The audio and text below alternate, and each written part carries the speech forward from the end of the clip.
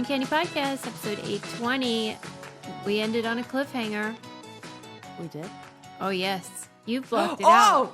Oh my God. Oh my fucking God. I have blocked it out. Susie, can we talk about that? Yeah? We're talking about the mouse incident, aren't we? Mm-hmm. Okay, good. I'm just making sure. Scurrygate. Scurrygate. Okay. The rest of the day, I walked around with that, that feeling of like that you did something terrible or that you were caught in a lie or something like that. Like, it's like this feeling of, I have it, this horrible weight like on your heart. Yeah. It took me a good 4 to 5 hours to shake that feeling. And I had to use every fucking tool in my therapy toolbox to help me do it. I out loud was like, my mom and I were like doing a return at Amazon return at Kohl's. I'm like walking through there and I'm like, I cannot relax. Okay, Sarah, take some deep breaths. We're going to put one hand on the heart and one hand on the chest. And we're going to just take some deep breaths and feel like it's okay. And you didn't do anything wrong. And you're okay. And you are safe. And look around and notice some things that you see. I'm like, oh, Lord, wow. Oh. Wait, because what? You felt guilty or you just were still scared? I think a combo of all of it, it was just the adrenaline, the anxiety, the fear, the feeling of like, I didn't protect this little creature. I made multiple attempts. I think it's okay. Because here we go. So I got the mattress, I flung it over the side. Then afterwards, when we were all wrapped up for the day, yeah, I lock everything, lock the door, go to leave, and I'm like, what would David Attenborough do? And I turned right back around and I was like, you gotta do it. You gotta get some balls and you gotta fucking just do it. So I found another like outdoor rug, and I threw that over. And that was the one that ripped. That was the one that ripped. The corner of it ripped. But I have since looked at the damage, and we're fine. Damage. Well, no mouse. What happened to that guy that was going to rescue you? He was on a call, and he texted me, and he was like, because I sent him this whole message and a video that I took of the little mouse, God. And I was like, we had a situation. Here's could you help? I am so scared of this, and he said he thought it was very funny that he was like, and it is. He's like, I heard a scream that first sounded like a scream of terror, and then they sounded like screams of excitement. So I was very confused. Yeah. Right. Well, that is a good point, because you were pretty screamy for a while, and he did not come down to see if you were being murdered. I know. Now I'm like, right. That's disturbing. But do you think he just had this feeling of like, listen, I didn't sign up for this? Yeah, I think so. And there was like, I don't know if there was any effort put into the rescue mission after I left and then sent him the mess. I don't think so either. What do you think happened? Well, I think the mouse escaped because he's not down there. Well, he's not down there. I checked. Right. I did a visual. From a distance. Like binoculars. Yeah. Right. So you think this guy was just like, yeah, okay, Sarah, and then just like never looked even. Right. But you're saying there's no mouse, so something. Right. And I created a perfect, like, escape when I saw plan. I saw how far he was jumping before. This guy's fine. He got out. Okay, great. There's a little like, whoop, he could run right up, I'm sure. Okay, please. Good. I didn't get that vibe from the videos, the video journey that I took that you sent to me. Yeah. Because the footage. Because at that point, I hadn't then come back to the house and checked down at a basement level to see the setup. I was like, I can't, because my fear was if I go down there and I see that it's not a nice escape path for him, then I'm not getting in that fucking storm drain thing to go set it up for him. That's it. That was the last ditch effort. So I was like, it's in God's hands. We'll see. And luckily Lord works in mysterious ways, set it right up. I got a little, like, it fell in the right place. And then I talked to my mom, like, Mom, what if the mat squished him? And she goes, guaranteed the mat did not squish him. Yeah. Because do you know that those things fit through holes that are like teeny? Yeah, they like flatten their bodies and stuff. She's like, absolutely not. The 2x3 foot jute rug did not kill him. Okay, well, I'll say this. Yeah. You did more than most people that without a phobia would even do. Thank you. I really, like, I was just like, if it were any other animal, except a snake. Yeah. Because that slither and scurry. They deserve to die. Right. Snakes. They're like, oh my God. Speaking of, I saw this video of this python, boa constrictor, whatever, was trying to kill and swallow a van. It was wrapped, it was so huge, it was wrapped 2 times around a fucking minivan. That is disgusting. Disgusting. That's why, you know, how like the imagery for Satan is a snake, you know, and the snake in the Garden of Eden. It's like, yeah, because they're evil and they should be eradicated. Get them out of here. Who is that? Who's the little pipe thing? Snakes out of Ireland? That guy. Mm-hmm. Whoever that was. We need one of those real life right now. Get him out. It wasn't St. Patrick. No, I'm confused. I think so. It was one I of feel those like guys. that feels right. Yeah. But also not right. I don't know anything. Well, I don't think it was real. So like we can just. Oh, yeah. Then, you know what I mean? Like who cares? Right. Whoever it was. Yeah. Where is he now? Yeah, I'm worried about historical accuracy on who the person was that played his flute and all the snakes followed. Yeah, they followed him. Yeah. It's disgusting. And like, snakes, I was reading about on Catalina Island. Oh. How they are getting more aggressive. Yeah, that's all we need. Suze, we were supposed to go there in June for my aunt's 80th birthday as a whole family together. And we changed because we couldn't get a house that was big enough to accommodate everybody. So thank God we're going to Big Bear instead. If you would have told me this story and we were still set up to go there, I'd be like, I think I have COVID. Yeah, it was saying how the research that they did was in conflict with Darwin's observation of how if you go to like remote islands that they're more docile and like everything's utopian or whatever, and Catalina they're like getting emboldened and work. Well, yeah. Listen, I've been to Catalina and I almost got in a fight there. You remember when I told the story on here when I went to the beach club and there was the guy who had the swastika or like the white pride tattoo on his lower back, and I was like, I am not hanging out on a beach with this racist motherfucker, and it was a whole scene. And then I went back to the boat and everything, and So I maybe it's just something about maybe it brings Catalina. Makes people aggressive. The snakes are aware of the kind of people who maybe sometimes go to Catalina and they got to get a little tough because they're dealing with white supremacists on their shores. Maybe. I too got aggressive with the locals, or not locals, but you know. Well, I'll tell you what makes me aggressive, and that is my enthusiasm for Thrive Cosmetics because. I can't tame it. This whole look brought to you by Thrive Cosmetics. Me too. Yeah, and I just watched a tutorial on how to apply blush in a different place to like make your cheekbones look higher. Yeah, what's the trick? And instead of I was putting it too low, almost like a C on the on the outside, but by a corner of like your eyebrow down to the top of your cheek, and it really works.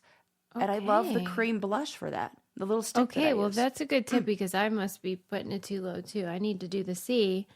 I will try that with my Thrive Cosmetics, but also the Liquid Lash Extensions Mascara, the Infinity Waterproof Eyebrow Liner, the Brilliant Eye Brightener. All their products are amazing. I've never gotten one and been like, eh. No, never ever. I'm whole face. Every single one that you just named, I have on my face right now. They're amazing. Their lipsticks are great too. And they give back to communities in need. They support things that we love. And, well, they're 100% vegan, but they look adorable. That's what I care about. Refresh your everyday look with Thrive Cosmetics luxury beauty that gives back. Right now, you can get an exclusive 10% off your first order at thrivecosmetics.com/braincandy.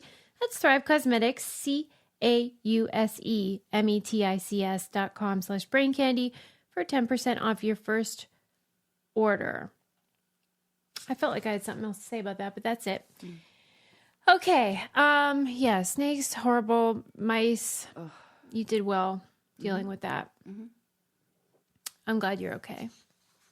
I watched the footage over and over. It made me laugh so hard. That I felt like I should just send you everything because I was like, I'm not going to pick and choose. She should just see all of the like when the mouse jumps or drops or whatever you want to call it. He jumps. Because it looks like a jump. It's propelled. It is, Susie. I watched it happen 10 times. Yeah, it's a jump, and so I'm like, oh my god, he did it again because it was. Yeah, because it's not like he just fell. It was out. He's trying to escape. That's why I was like, oh my god, I can see the fight in this little guy. Yeah. Well, we can see it because he escaped and all's well that ends well. Yep. Okay.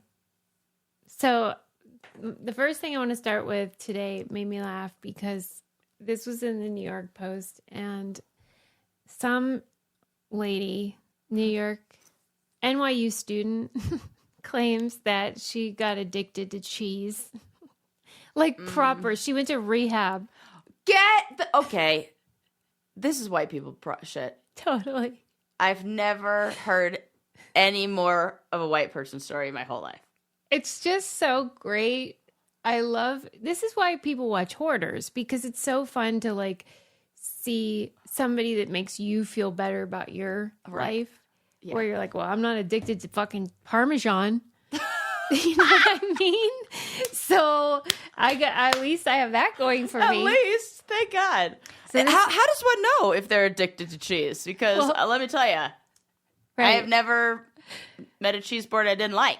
Right, that's true. Like on one hand, you think, well, this could happen to anybody because slippery cheese. Slope. Yeah. But on the other hand, this hooker was eating 5.5 blocks of cheese per week. Wait, how much? I think that we're talking about like a big brick. Block. I'm picturing like a brick. 5.5. Okay. Like a 1 pound or 2 pound or whatever they come in. And I'm guessing she's not eating the fancy brie. That's right. She said she had to really go for the cheap stuff. It's the cheap stuff, which is Can you imagine what that's doing to her insides? Ew, right? Like, please. Okay, so she was doing and she loves those savory Parmesan crisps. Oh, I love those too. Well, yeah, I mean, who doesn't? We're only human. Yeah, I mean, I get the feeling she was really going to town because she went to, well, I guess we won't call it rehab. We'll call it a 2-week wellness retreat in Hilton Head. I mean, this sounds great. Maybe this is the perfect crime, really. No, right? Now that I'm thinking is insurance covering this? I'm sure there's something I could find that I'm. Well, the minimum for this wellness retreat is $5,000 a week. So it must be a real nice retreat. Whoa. But to me, one of the funniest parts is that, like, I thought, well, do you think she is like cheese sober? You know, like is she like vegan or whatever? And she's not. Like she's still eating cheese, Sarah. So like, how addicted could you have been if you can? What are we doing here? What are we doing?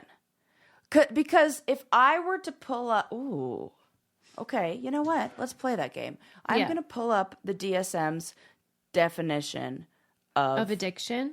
And addiction is one of those things where it's like a self-labeled diagnosis. That's what you say, but because they have to have okay, DSM. I don't understand that. This is what makes people think that psychiatry is like a bunch of bullshit. Because if you're like the person has to announce it, like I don't have to announce that I have cancer. I either do or I don't. Right. Whereas addiction evidently is just like relying on my testimony about it.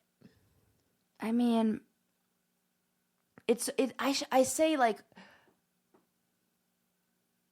we all know that there's addiction there, but, like, in order for a person to want, I suppose that's kind of with everything. In order to do anything about it, you have to first, like, go to the doctor. It's kind of like if you never go to the doctor, you don't have anything. Mm-hmm. Mm-hmm. And in a way, you're like, have to get yourself there and get the diagnosis and say, here are my symptoms. If somebody's eating 5.5 bricks a brie or whatever, I don't need a doctor to tell me. Craving to use the substance, wanting to cut down or stop but not managing to, taking the substance in large amounts for longer than you're meant to, neglecting other parts of your life because I'm gonna replace this with cheese.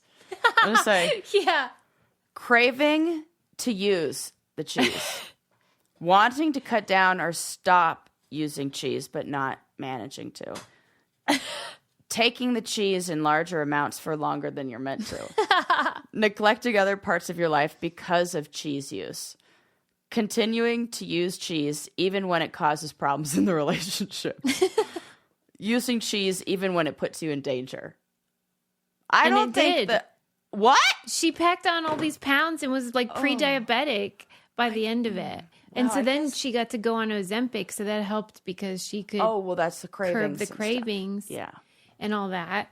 But this seems just like a binge eating disorder. It does seem like that. But I guess because it's such a an specific addiction. It's kind of, I don't even freaking know. That is not my area of expertise. I've heard eating disorders be described in that category, like under the umbrella. Right, of course. Me too. Now, as soon as I said it, I was like, wait. Because it's one of those things where I'm like, okay, when you get down to the actual definition, it does. Yeah. Kind of like we say there's no such thing as a fish or whatever, where you're like, but wait. But that's why it's like, we shouldn't even know about this. Why does the New York Post know that this woman was hooked on cheese? That is a good.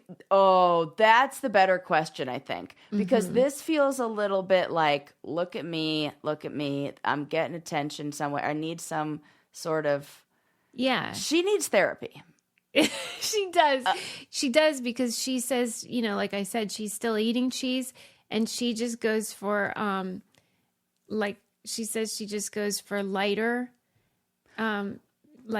mozzarella instead of Vermont cheddar or Parmesan. So she's just like, when you do maybe like a lower alcohol beer instead of like vodka. Harm reduction. Okay, so there's this feeling, when you're a therapist, it's not a therapist's job to tell somebody else what's wrong with them, to tell them, like, because who's to say what is, we have these ideas of what's normal, but if it's not bothering anybody else, what do you say? It's like, it's not hurting me. There's like a word or a phrase. Oh, yeah. If it doesn't pick my pocket or break my leg. Yeah. Right. If it doesn't pick my pocket or break my leg or anybody else's, then, like, what's the problem, really? Yeah. So, knock yourself out. With that, like, framework in mind, or like that understanding, you can be upset or paranoid or anxious or addicted or hyper-focused on anything in the whole entire universe. Mm-hmm. That's why we have those people who are like, married to the Eiffel Tower, fucking whatever, like, she's a real running thing. Ultra marathon, or running, right? Because it could be anything, and it's really just how that individual labels it. Like some of those ultra marathoners can be like, "Oh, this is the best. I do this all the time." Blah, blah, blah. In the same way, some addicts can be like, "Oh, this is the best. I just do this all the time." And it's like, we can look around and be like, yeah, but you have no life and you're crazy and you're doing laps through the airport, you weirdo. Or like, Well, she would try to like curb it, and she'd be like, I'm going to eat a salad, because I'm sure she was constipated. And she said that it became like a big old pile of Parmesan and then just like a piece of lettuce instead of like a Caesar. Do you want some salad with your cheese? Like, yeah. And then I think this is also very funny. Like, as a side note of the article, it said that she had sued NYU at one point over anti-Semitism. This was in 2019. And so it was obvious that she was a Jewish gal. And then it said that the situation right now politically regarding Israel really was causing some brief relapses for her in the cheese. She got back on the cheese wagon. Or no, wheel. Fell off the cheese. Yeah. I was like, I know there's a joke about cheese wheel and the wheel of a wagon made of something like that. Work it out. She said the waves of anti-Israel encampments at Columbia and other universities prompted some brief relapses for her. Well, that makes sense. You can high stressors. Yeah. You're gonna reach to your usual coping strategy, even if it's a wheel of cheese. So we wish her the best. Obviously relatable because cheese is so yummy. Right. But I don't know why it's in a magazine. Or a publication of any kind. Because it's one of those things where the story isn't the headline. The story is the woman. Right. So do you think she called them up and she was like, get a load of this? And they how do they know? Okay. Yeah, I want to know. That's a good point because it's not like the doctors are going around being like, go interview this gal. They can't do that. So she had to make a deal. This seems to me like the kind who would have go live on Instagram. Yeah, totally. You know? Yeah. I'll tell you what I'm addicted to, and that is Oak Essentials. All of their lotions and potions. I was waiting for us to talk about them because let me tell you, when I went to go move into when I looked at my new house and before, when I was like not even moved in yet, but like viewing it, whatever. Yeah. You know, walking in and it's the cutest. Wait till you see. Everything's perfectly designed and adorable. I open the medicine cabinet, bathroom cabinet, full of Oak Essentials. No. I was like, oh my God, is this a brainiac? Or just like... Is this somebody who just knows? Was it staged, or do you think the owner really just had... I know who it was because then I looked her up on Instagram. Oh. She's a hairdresser. She's so cute. Owns a hair salon, so she knows good stuff. This is hilarious. What am I going to not look up the person whose home I moved into?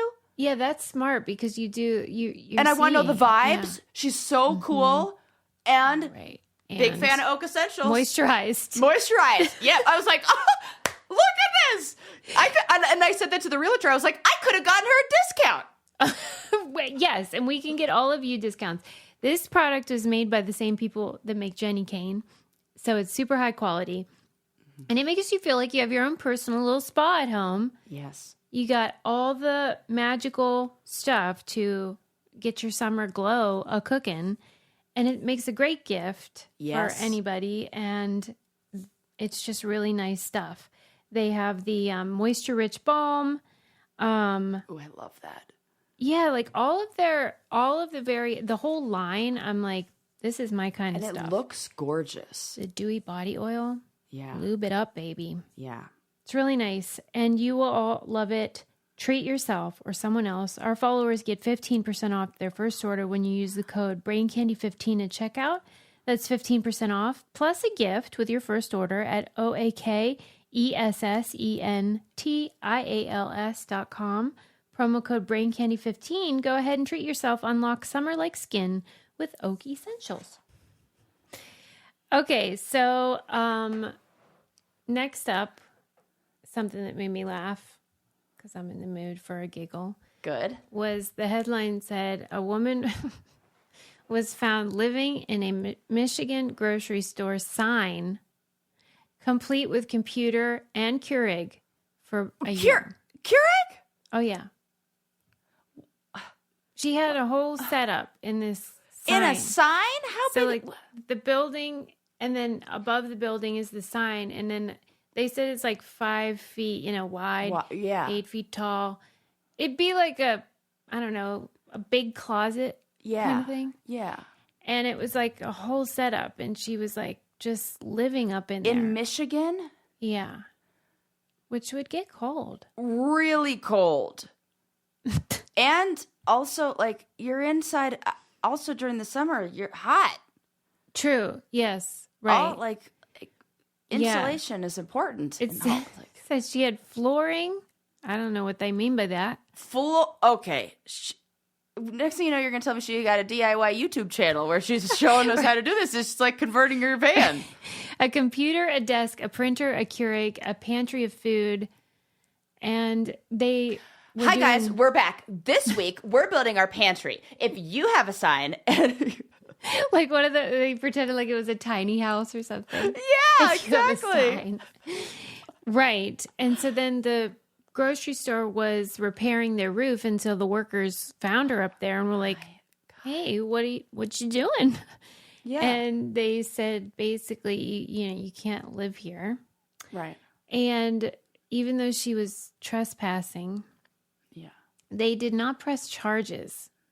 And that's bonky to me that this hooker lived up there for a year. That makes me think that she was white. 100%. Yeah. Guaranteed. And that there's not a mental health. This isn't like mental health thing. That's what I'm thinking. I think that this is really shows how bad housing is for people who are like, I think this is I'm getting what? I'm like, call your senators. I mean, I know you're being serious and like maybe you're right, but Sarah, we need better housing. Like, she fell on tough times and clearly she's resourceful, but I guess I didn't think she was having tough times because she's got a Keurig.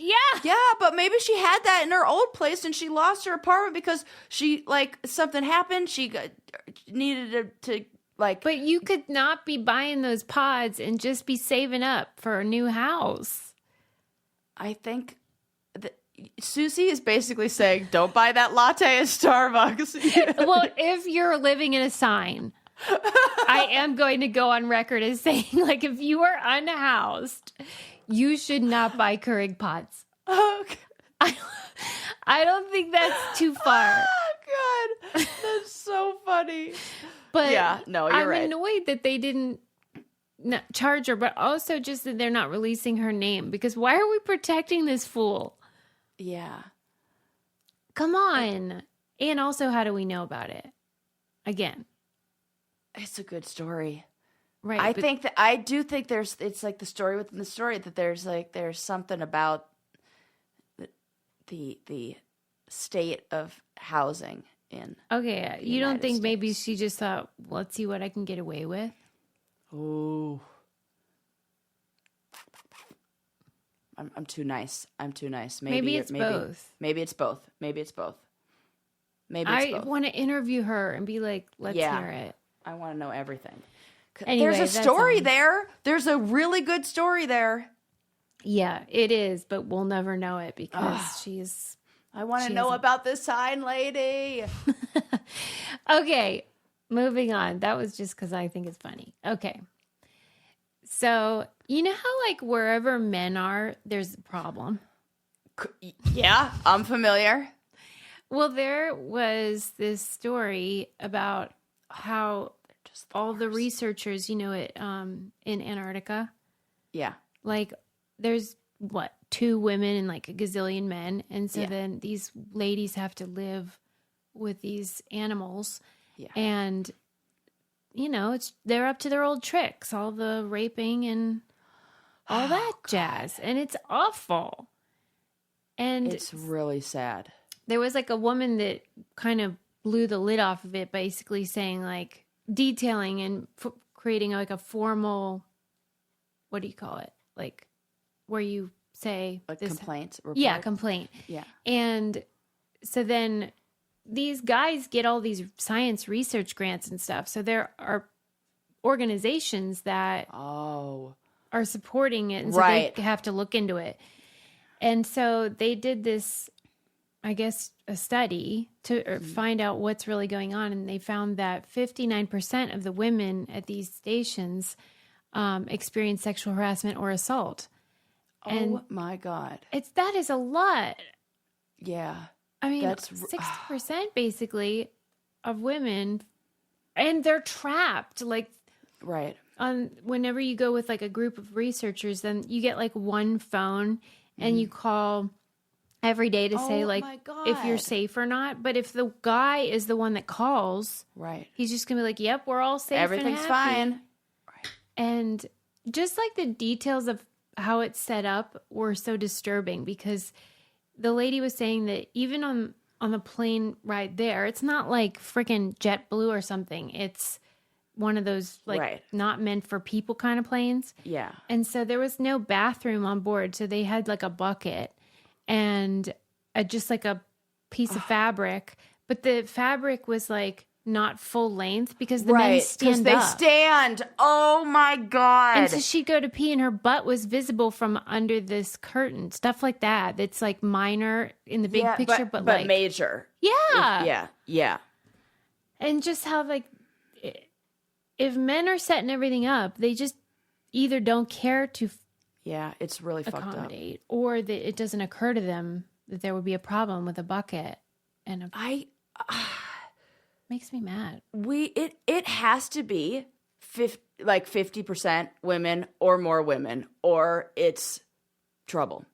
Often, instead of blowing the whistle or filing a complaint, women will just leave the field. Right.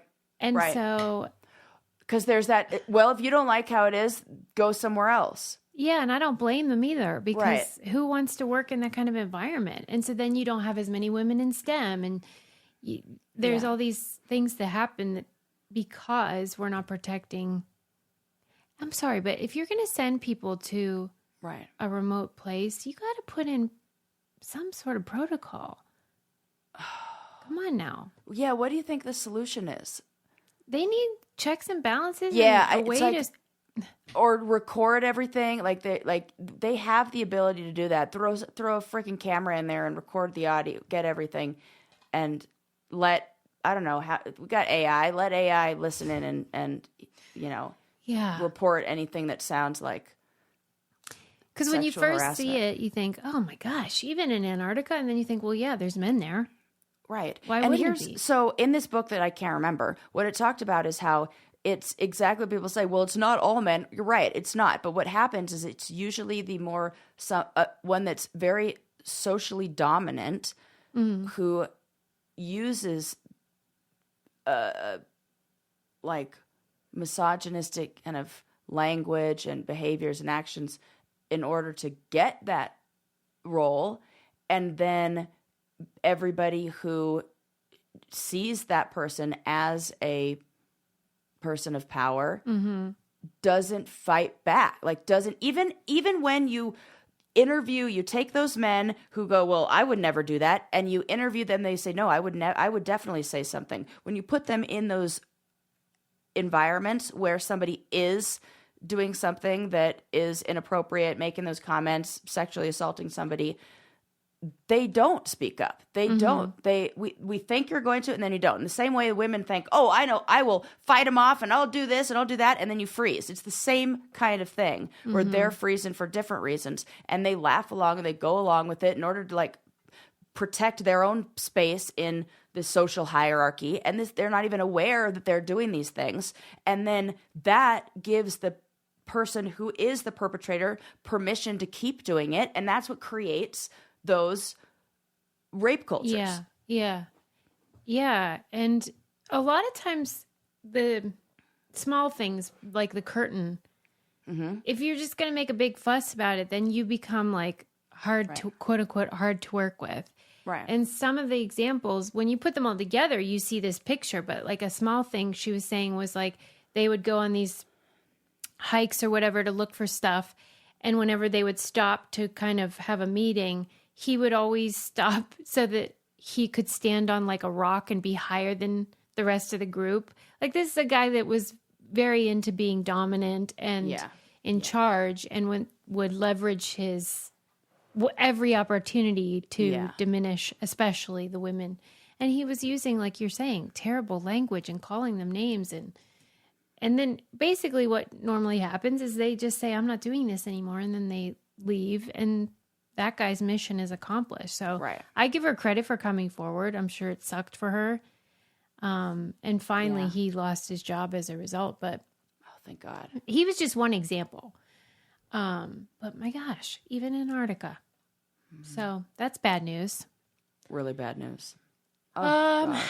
Okay. This is cute though. Just put an all women's team out there and they don't do it. You don't, come on. Mm-hmm. Yeah, do that. It's better. I bet you if I were doing that kind of work, I would need Lumi even more than I do right now. Yeah, this conversation's got me sweating. Right? Even in Antarctica, where it's like 2 degrees. Well, listen, anybody who lives in the cold is like, doesn't matter how cold it is, you have to layer up, and then that makes you even more sweaty, and so you need it even more in the cold. Yeah, and you don't want to be stinking up the joint. Lumi, whole body deodorant. You can put it anywhere. Yep. It works like you wouldn't believe. It smells so good, all their scents. Can help with odor control for 72 hours. Come on. Summer's coming up. Coconut is the best scent for summer. It smells like it smells. It has that like beachy vacation scent to it, and I love it. I like wait for I've got my seasonal deodorants. Yes, and you will love it too. And it feels great on your body. And if you do forget the next day, at least you're still covered. As a special offer for listeners, new customers get 15% off all Lumi products with our exclusive code. And if you combine the 15% off with already discounted starter pack, that equals over 40% off your starter pack. Use code BRAINCANDY15 for 15% off your first purchase at LumiDeodorant.com. That's code BRAINCANDY15 at LumiDeodorant.com. Like I said, they have the wipes, they have the cream, they have the bar, they have body wash. The body wash. So you can put it anywhere, take care of your whole situation. Okay, this is a cute little thing. This researcher was doing his research on whether, I think he was just studying the jargon of hockey players and the funny words that they use and whatever for his work. But then when he would tell people he was working on that, they would all say, are you looking into why American hockey players have fake Canadian accents? And he was like, what? And so he changed it and he decided to look into that. And so he was saying how these American hockey players, I'm sure it's unconscious. It's not like they mean to, but they develop this way of speaking that is like absorbing the Canadian, specifically about like hockey words. I was going to say, as soon as you started talking about this, is a lot of it Canadian slang? No, he was looking into pronunciation. So like they call them what is the word? It's called monophthongal, and it's like words that the vowel sound has like one sound only, like the word boat. It's just that O sound. So he was studying those words because Canadians say them differently. It's almost like, Monica Erickson. Yeah. So she might go on a boat, but we don't say it like that. We just say boat. And so he found that these hockey players have like this weird in the middle way of saying it. So that's why it sounds fake, because it's not fully correct the way a Canadian would, but it's also not the way an American would. And I don't know, it's just cute because it's adorable. Yeah, like we absorb stuff from each other. And it says that they weren't doing it to sound Canadian. They were doing it to try to sound like hockey players. Yes, yes. And isn't that cute? Yes, that hockey players are Canadian, and so like that's a big thing there. And so if you are imitating the hockey players, you're really just imitating a Canadian accent. That's so cute. I do like that. Okay. Well, that I can see that going in any culture where you could say, like, I can imagine a kid loving, like a little white kid loving a basketball player or something like that who's black, and then adopting either like a look or language or whatever, and the parent being like, why are you talking like that? He's like, oh, I'm just talking like this, my favorite basketball player or whoever. I never thought about that, because whenever I hear white people taking on the affect of like black Americans, I get it, like cringe, it makes me cringe because it feels like appropriation. Right. Same. And I never thought about it because Canadians that we don't usually think of as black, even though of course there are, especially hockey players. You're usually picturing like white guys. Yeah. And why did I think that was cute? But I know that. That's what made me think about it. I don't know. That's what made me think about it, because I'm like, I wonder if this would go, if it doesn't feel appropriative in an offensive way to me. If it just feels like someone trying to fit in or not even realizing it. But when don't you feel like most of the time white people are doing that on purpose? It's not like subconsciously just absorbing it. Some of them, yes, until I met Dustin from On the Real World from Las Vegas season. And he grew up in a predominantly black neighborhood. Yeah, that I can see. And like he just talks. Yeah, he lived there. And so he talked like everybody he grew up with. And it was like, oh, of course, that makes sense, you know. But if somebody who grew up in my neighborhood starts talking like that, get the fuck out of here. Yeah. Well, this is like off the subject, but you know how I'm watching that series about the dark side of comedy, and they have an episode about Carlos Mencia. And I did not know that he had been like excommunicated from the comedy world. Yeah, wasn't it for stealing jokes? Yeah, like Joe Rogan confronted him on stage and accused him, and it was like a thing, you know, that everyone knew in the behind the scenes, but they actually confronted him on stage. Joe did, and so then it like ruined his career, and his show got canceled and stuff. And first of all, I think it's really funny that like comedians are fine with like all kinds of like rape and terrible behavior. But stealing jokes is like a bridge too far. Oh my God. What a good point. But I bring it up because I didn't know that Carlos, he is originally from Honduras. And then his mom had 18 kids. Whoa. Right. Birthed 18 kids. And her brother couldn't have kids. So she gave her brother Carlos as like a gift, like since you can't have kids, so they adopted him. Holy crap! And the mom, the like, what do you call adopted? So borrowing things from somebody else, right? Really kind of was deep in his roots. Well, and his adoptive mom was from Mexico, and he lived in a Mexican neighborhood, and so he developed this, like you're describing, that Dustin did, where he, even though he's from Honduras. He took on more of like the Mexican culture and way of speaking and stuff. And his name was actually Ned.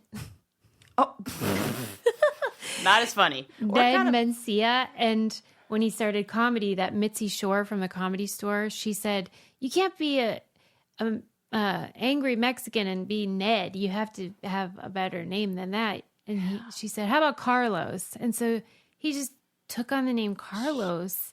Wow. So part of what Joe weaponized against him was like, he's not really Mexican. He's like a fraud. He's he was accused of appropriating, which to me is not. No, that's not that. You grew up in that No, that's not that. That's not that. That's like, not that. Maybe you're not Mexican, but like, it's not like he was just some white guy. You know, like. Right. So, okay, how about this? So say you're from, I don't know, Ghana, and then you come over here when you're born and like really young, and you grow up and you develop in a black neighborhood, and you start developing culture that's in line with and right. behavior and language. No, not at all. Because you come on. I know. I felt bad for him. That's some bullshit. And I don't think you should steal jokes, of course, but like, my God, it's like big deal. And like Joe Rogan, really? Fuck you, Joe. You get everything wrong. Right. I guess, well, it's complicated, but I'm like, just he's going to invite a bunch of people on his show who are all spewing like fake news fucking facts, like not even real shit. Nothing is it's all bullshit. Mm-hmm. And then you're going to call somebody else out for not having this fact straight or whatever. Yeah. I'm sorry. Yeah.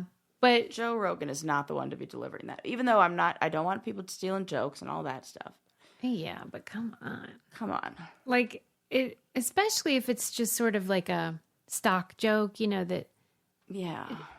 Everybody kind of does a lot of the same material. Let's calm down about it. Let's, please. Anyway, that was a really good point that you made about the different ways that people can absorb culture and the ways of speaking, and some are more adorable than others. Yeah. And like the motive or intention or whatever. Yeah, I think that matters. Okay, here's what I wanted to ask you your opinion on. There was an article in,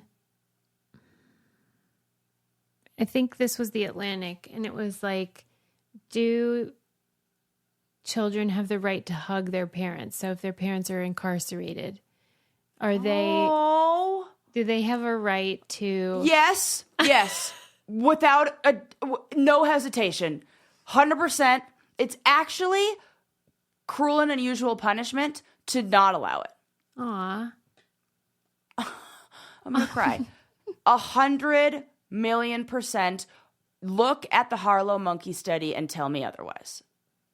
Well, yeah. And, okay, so I can point to multiple studies that would be evidence for why you should not take that away from a child. Okay, so the framing of it was there's a lawsuit happening against a jail that has replaced its in-person visits with these video calls that have become very popular, especially after the pandemic. Yeah. And they are facilitated through this company called Securus. And I have dealt a lot with Securus because of the research that I do. And it is, of course, a for-profit, situation where they require, even if I want to email an inmate, I have to pay for a, quote, stamp, even though it's email. Oh my God, fuck the system. So, like, if your loved one is incarcerated, you or the inmate have to pay just to be in contact. Mm-hmm. And so then when the pandemic happened, it really ushered in like this opportunity for jails to make, because jails get some of the money. It's not just Securus that gets the money. They profit share with these facilities. And so the prisons they're into it. Of course. This is so fucked up. So these video calls cost a lot of money, and they're, I think, $1 a minute. And they're not high quality. They're like, often the audio doesn't work, or it's like fuzzy, and sometimes like it doesn't work at all, or it hangs up on you. And for most people, let's say you're on an hour, $60 is a lot. No, that's right. You're not doing that. No. So this family is suing because these little girls want to be able to visit in person. Yes. In some places, they'll allow both. Like, you can schedule a video call if you want, or you can come to these visiting hours. You can't take away that from people. Okay. I'm sorry. Well, and because to me, it's not. That's like solitary confinement. Like, okay, so you're arguing it should be a right for the prisoner both. And for their kids. Yes. Mm-hmm. Because some people get mad when you argue that the inmates should have any rights like that, because that feels to some people like a luxury. I think that's basic, like food and shelter and to hug your child. I'm sorry. Yeah. Well, because also halfway through the article, I had one of those moments where I'm like, oh, I'm just picturing men. Well, their moms, locked up, of course, too. I wasn't picturing them. And like a lot of them give birth from the facility, and then all of that, Could you imagine? No, that is torture. Well, but the counterpoint, of course, for a lot of people is like, well, then don't be a criminal. How about that? Maybe if you had made better choices, then where do you stop? Okay, well, let's just take away your beds. I guess you don't need to have a bed then. Well, okay, if you wanted a bed, don't be a criminal. Mm-hmm. Oh, you want to eat? You want to have food? Well, then don't be a criminal. Mm-hmm. We can keep going with that game. That's fucked up. Right. And so you feel like that should be included. Yes. Basic human right. Yeah. To receive that's heartbreaking, because we know what happens when, and I would bet they should do a study on this. Look at the inmates who are able to have physical contact and can give their loved ones a hug, and look at their behavior and how they get out, when they get out, their release date, all that, compared to the ones that you take those rights away from. You're right. Look, I'm using my serious tone now. In my head, I'm like, this is like, I mean, business tone. Yeah, and you're right. They included a lot of data in the article about what happens behaviorally. This is better for everyone. Yeah. If actually helping people and making it a better experience, getting people out is your goal. Unless your goal is making money, which it sometimes seems like it is, in which case, keep doing what you're doing. Yeah. Ugh. Well, and these facilities don't really have a big incentive to have these in-person visits. It's a pain and all that. Right. And whenever they got rid of in-person visits and just had the commission calls, their revenue went from $150,000 one year to $400,000. Oh my God. That's a lot of money. They want that. Right. At the expense of people. Oh. Yeah. So they argue like, hey, this brings funding to the facility. We can make it better for the, right? Yeah. So does slavery. We don't do that anymore because we realize that's also messed up. Mm-hmm. Come on. Oh, to me, the hate the prison system. Well, that's the thing. What you get. This is just one example. They shouldn't be profiting. It shouldn't be It's the same thing with the ankle monitors. The when people are on house arrest, all this stuff. It's all money. Like that. It's expensive. Yeah. We have a $50 day monitoring fee to just monitor that. Like you can't even. It's so messed up. Yeah, we shouldn't really be making money off of criminals, just in my opinion. I agree. Okay, those are my main stories for today. I hope you enjoyed. I sure did. Good ones. Sarah's still reeling from the mouse attack, but I think you really held it together. We're good now. We're good. We survived. The mouse has survived. Everybody's happy. I was really glad I got to witness that, though, because that was true crippling phobia. True. I've thought about it many times since, that how it, like, there was no. Well, I was watching a Instagram video of a guy who has AFI, something like that. It's like a eating disorder where you have a real hard time with like textures and certain foods, and you get like really, and it can be really dangerous because people sometimes don't know they have it, and they can become nutrient deficient because they're only eating one kind of food. And so I was watching a video of him try to eat like mozzarella cheese or something, and to have him go like taking the deep breaths. And after my mouse incident, I was like, you do you, buddy. I know it's hard. It's and if you don't need it, if you don't want to do it, don't do it. It's okay. Maybe another day. Like I was like, you know what? It makes me a better therapist because that was we went some places. Right. I could see that. Like if you didn't have phobia, right, it would probably be harder to empathize with.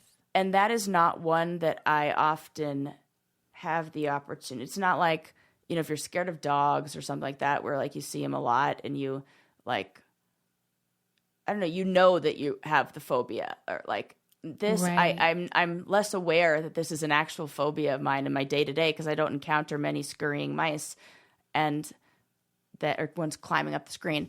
And so I was trying to tell my mom about it, and I was saying how funny it was when you saw it and everything.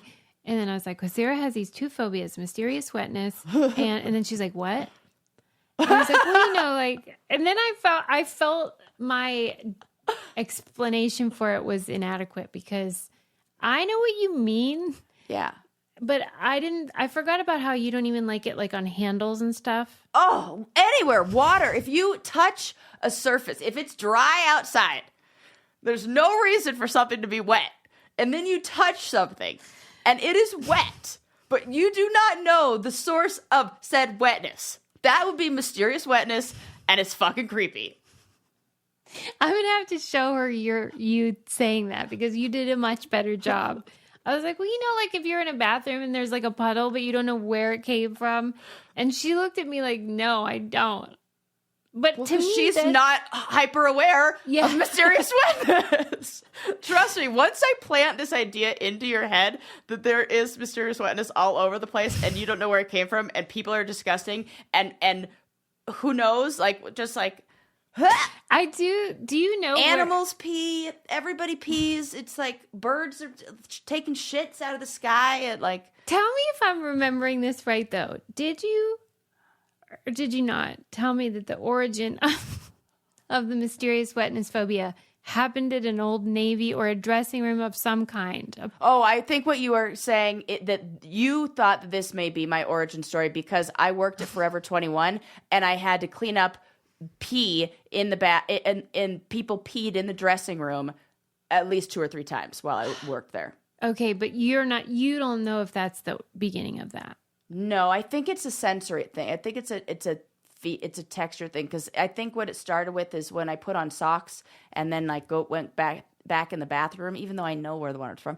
And you step on one of my least favorite feelings, if not the worst feeling to me, is wet socks. Like when you have like dry socks on, then you step on, then they're wet. And I'm like, oh, and I gotta take my shoe. Oh, I can't put my foot in my. It's a whole thing. So I think maybe it's like a feeling. I can imagine the feeling of wetness.